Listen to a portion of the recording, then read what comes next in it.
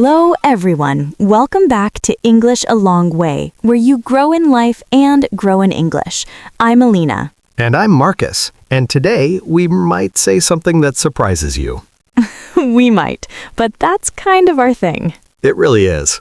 Tell me something honestly. When you speak English, do you ever stop mid-sentence and think, my accent is too strong. People will not understand me. They will judge me.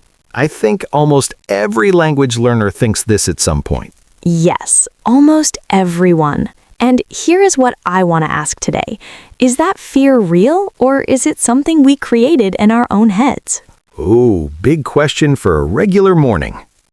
Every morning is a big question morning on this show. That's true. Okay, so does accent actually matter? Like really, truly matter? That is exactly what we are talking about today. Is a perfect accent necessary, or is clarity enough? I already feel like we're going to disagree on this. We are definitely going to disagree. Great. I love those episodes. Let's go. So here's my main belief. A perfect accent is not necessary. What matters, the only thing that truly matters, is clarity. Can the other person understand you? If yes, you're doing great. Okay, simple, clean. I like it. But I knew the but was coming. there's always a but. Here's mine. The world does not always work that way, Alina. Accent does matter, at least in how people react to you. React how? Okay, think about this. Two people walk into a job interview. Same qualifications, same vocabulary, same grammar. One has a very strong foreign accent, one sounds close to native. Who gets the job more often? That depends on many other factors. Maybe, but you know what I mean. I know what you mean, and it's an unfair reality. But my point is, the problem is with the interviewer's bias, not with the speaker's accent. Sure, but the speaker still doesn't get the job. That's true, and that's painful to say out loud. It is. So, does knowing the world is unfair change anything for the speaker? It changes what we should focus on. We should fight the bias, not the accent. I love that line, but I'm not convinced yet. Of course you're not. Here's what I really think. Knowing the world judges accents, isn't it just smart to work on yours? Working on pronunciation, yes, absolutely. But chasing a perfect accent that sounds exactly like a native speaker? No, I think that's the wrong goal. Why is it the wrong goal if it helps you get the job? Because for most adult learners, it's not even achievable. Your brain builds sound patterns when you're a child. After a certain age, those patterns are very strong. You can improve, yes, but sounding exactly like you were born in London or New York, for most adult learners, not realistic. Okay, so the goal is difficult, but working toward it still helps, right? Sure, improvement always helps, but here's the difference I keep trying to make. Pronunciation is not the same as accent. Pronunciation means being clear, being understood. Accent means sounding like someone from a specific place. You can have very clear pronunciation and still have a strong accent, and that is completely fine. Okay. I will accept that difference, but Another but. I have a lot of them today. But listen, even if we agree that accent is fine, we cannot ignore the social reality. Studies actually show that people with stronger foreign accents are judged as less credible, less intelligent, even when they say the exact same words, same content, same ideas, just a different accent. That research is real, and it's deeply disturbing. It is. So if that's how the world works, isn't working on your accent just practical? Practical? Maybe, but here's what truly worries me. When we tell language learners you must sound like a native speaker, we're also sending another message. We're saying your background is a problem, your culture is a problem. The way you grew up, that's a mistake that needs to be corrected. Whoa, that's a very dark reading of it. Is it? Because that's what many learners feel. I've felt it. My accent is wrong. I need to fix it. Fix it like it's broken. Okay, I hear that. But isn't there a difference between fixing a flaw and developing a skill?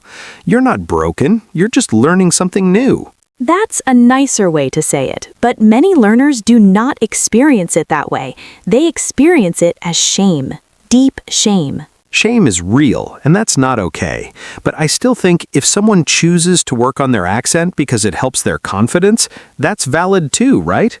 Completely valid. I'm not saying don't improve. I'm saying don't make perfection the requirement for speaking at all, because that's what many people do. They stay silent and wait until their accent is good enough, and that waiting costs them everything. That's actually the real problem, isn't it? Not the accent itself, but the silence it creates. Yes, exactly. Okay, let me try one more angle. What about practical communication? A nurse talking to a patient, or a teacher in a classroom, or someone working on the phone all day. In those situations, even small confusion can cause real problems. Doesn't accent matter there?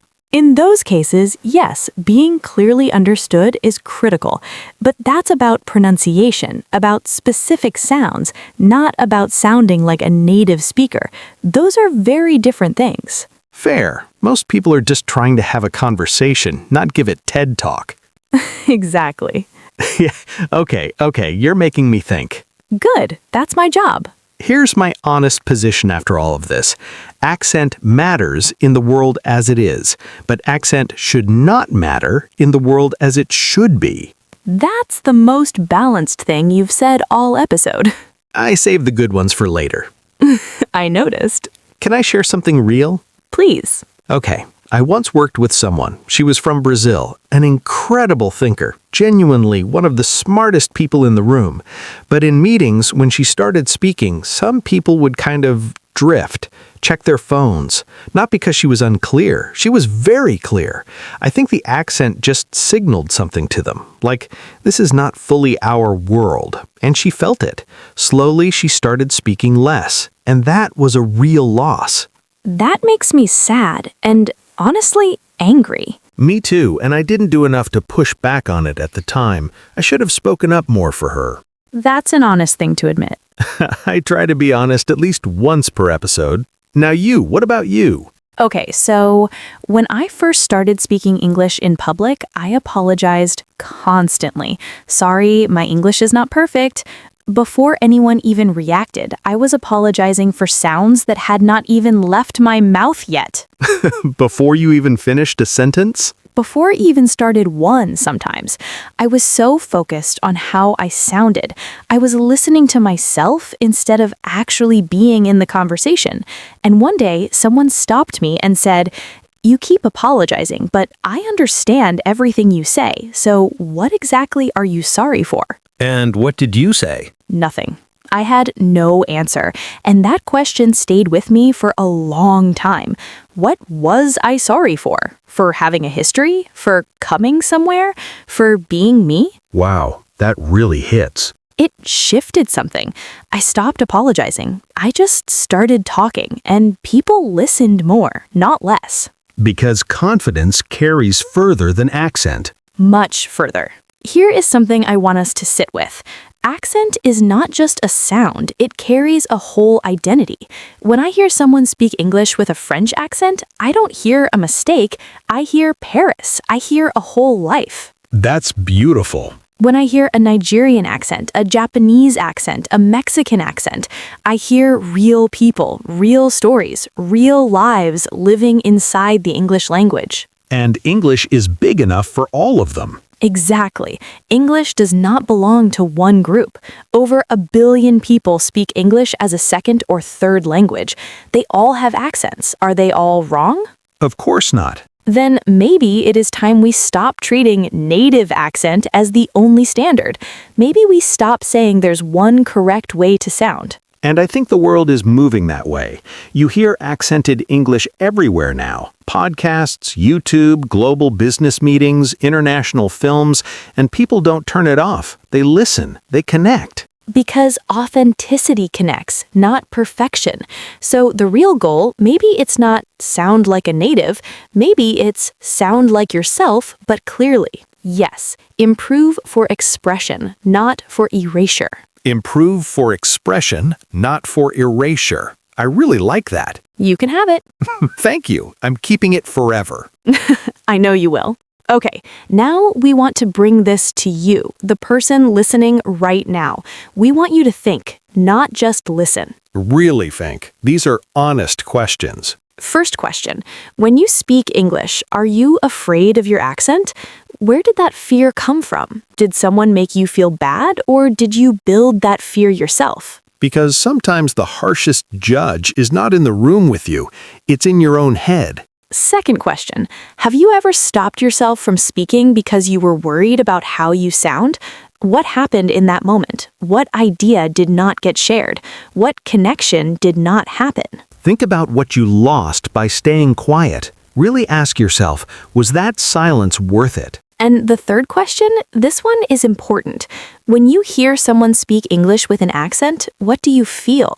Respect, curiosity, or something else? Be honest with yourself, because how we judge others often tells us how we judge ourselves. No perfect answers here, just honest ones. Okay, final answer time. Is a perfect accent necessary? No, a perfect accent is not necessary. Clarity is necessary. Confidence is necessary. And the belief that you have something worth saying, that is absolutely necessary. Accent is not a measure of intelligence. It is not a measure of value. It is simply the sound of where you come from. And where you come from is not a flaw. It is a fact, a beautiful, real fact. Here is what I take from today. There's a clear difference between improving and erasing. You can work on your pronunciation, yes. Be clearer, be more confident. That is growth. That is good. But trying to sound exactly like someone you are not, that is not growth. That is hiding. And the world needs to hear you, the real you.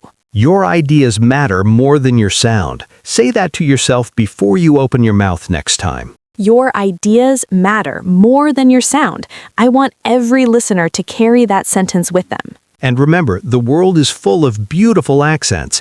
Indian English, Brazilian English, Vietnamese English, Arabic English, French English. All real, all valid, all English. The language belongs to everyone who speaks it. Not only to the people who were born into it. It always did. The world just needed a little time to understand that. Story of many good things. Truly. If this conversation helped you, if it made you feel even a little more confident to open your mouth and speak, then we're so happy. That is exactly why we're here. keep speaking, keep practicing, keep showing up as yourself. Keep listening, keep growing. We'll see you in the next episode. Bye, everyone.